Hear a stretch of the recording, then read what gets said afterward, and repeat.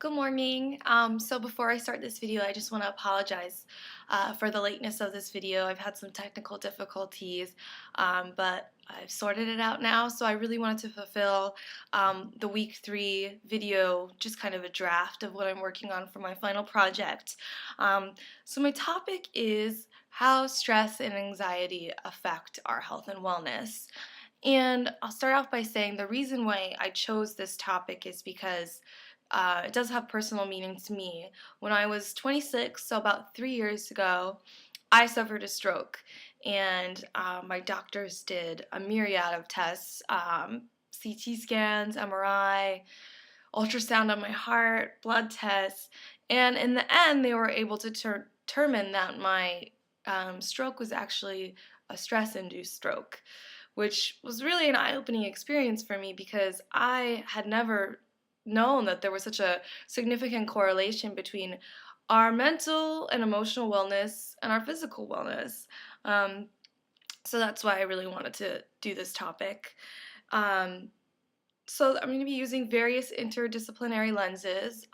First of all, I'd like to discuss biologically um, how stress affects us, and it really can range anywhere from very minor ways, like feeling dizzy or having a headache or having irregular sleeping patterns, to the more significant major health effects, obviously one being stroke, but it really can affect our heart negatively as well. It can lead to a heart attack, heart palpitations, high blood pressure, which can also lead to other more serious diseases. I'll also be discussing stress from a psychological lens and how it affects us, and really can contribute to a number of psychological disorders, depression, mood disorders, anxiety, um, panic disorders. And lastly, I'll be discussing how stress affects us from a sociological lens. And what I'll be discussing is really how it affects our daily lives. And it can really interrupt, our routine, what we normally do, or get in the way of doing things that we once loved. We might lose focus and or our performance might go down at work.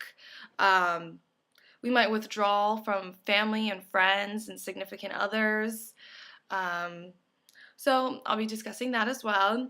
And I'll also be discussing how we cope with stress, because obviously stress affects us all and there's no avoiding it.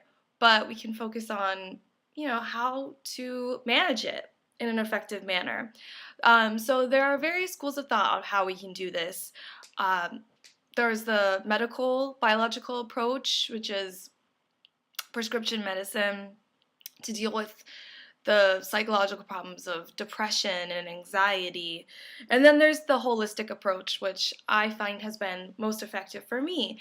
And that includes everything from exercising, yoga, meditation, following a proper diet. And acupuncture, too, has been a great one. I found that one personally to be very effective. So I'll be discussing the various ways that we can cope with our stress.